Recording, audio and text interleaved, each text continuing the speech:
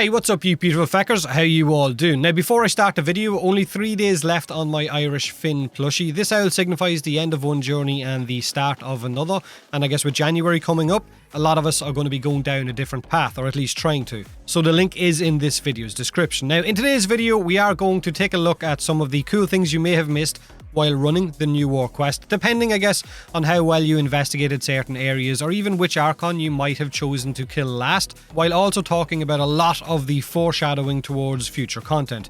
Now feel free to share your thoughts in the comment section below about all of these things or anything we may have missed. Now did you manage to see the Duviri mask from that old trailer segment hanging from the tree during the operator segment on the Zariman, where you follow your Wally and then meet your Drifter? Because I didn't, I missed it.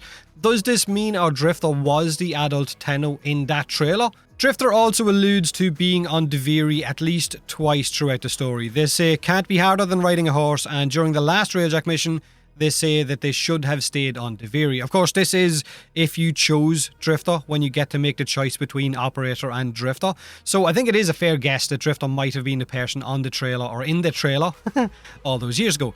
Now, did you know that the person giving you the quiz on the Zariman was in fact Mother from Deimos? I'm guessing you did. I'm guessing once you've seen the name pop up, you knew exactly who that was. Each Archon had their own dedicated mission, which means depending on which one you left until last, you might have missed their specific tileset.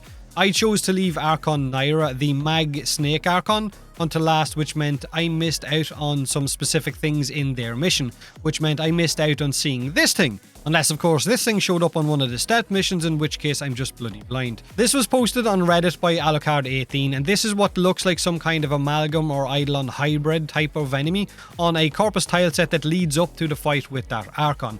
We already know that Alad V was in league with the Sentients, even if it was against his will. He may have cheered when we killed the Ropodopolist, but he's not afraid to run an experiment or 6, so maybe he's been working on some things, and maybe we'll get to fight them, or maybe it's just scenery. Now, it does seem a little bit too well detailed for just scenery. They could have easily put any Sentient or Eidolon in this place, but they chose a completely new type of one. I mean, there is a sentient ship off Jupiter that we've never really seen anything more of. This is where the Ropodopolist was sent from, so maybe it can come into play with this new sentient amalgam type of hybrid next year. Who knows? Or the third Orb Mother is going to have some company. Then we have the Lotuses Hand, the one that went missing. I'm referring to this scene where we make a deal with the man in the wall to get Drifter their powers.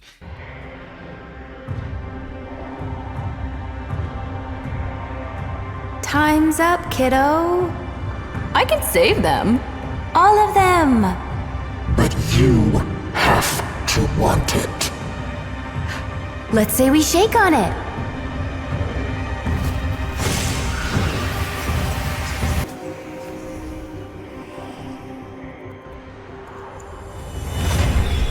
My child.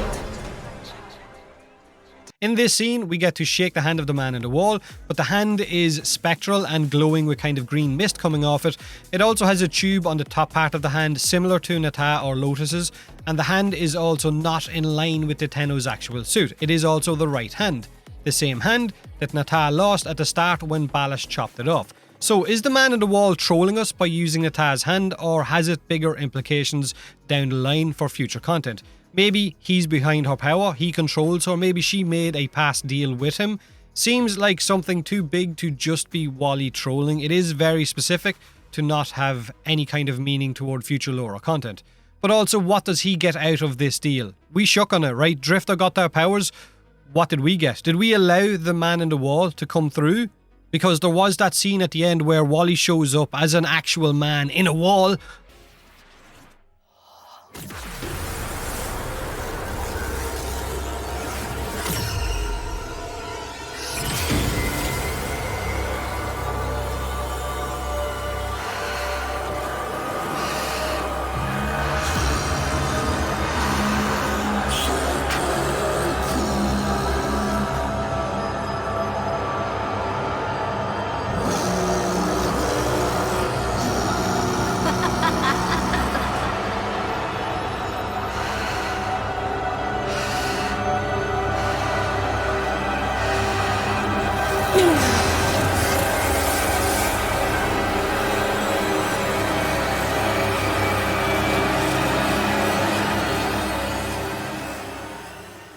Oh, and it's missing a finger.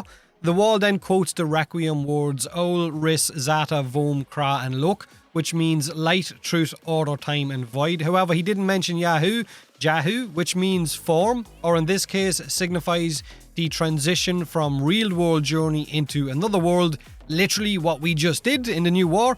He also didn't say Fas, which is the word for chaos, which has led some of us to believe that the man in the wall could be some kind of ancient god of chaos that has been using Lotus and us to a degree to extend his reach beyond the void. Now, based on Albrecht and Trati's first encounter in the void with a version of himself to try to follow him through the portal, only to then lose its finger in the process when his daughter shut the portal. A finger that now powers our railjack, right? A finger that the same wall that we just seen at the end of the quest was missing. So when he appears at the end and says the Requiem words, apparently this is what it actually translates into. Through endless faces, countless forms, a multitude unfolds. In luminous space, blackened stars, they gaze, accuse, deny. It heralds are the stars it fells, the sky and earth aflame. To cosmic madness laws submit, through stalwart minds entreat. To cosmic forms from tangent planes we end as we began. From brooding gulfs we are beheld by that which bears no name. Beheld by that which bears no name. Kind of freaky, right?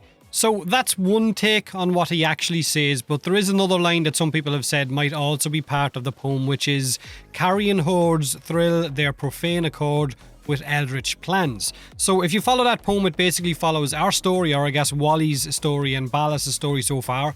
Ballas attempting to destroy the star, how the war lit up the earth and the skies, how Wally was pulling the herald's strings and Ballas was basically following his plans.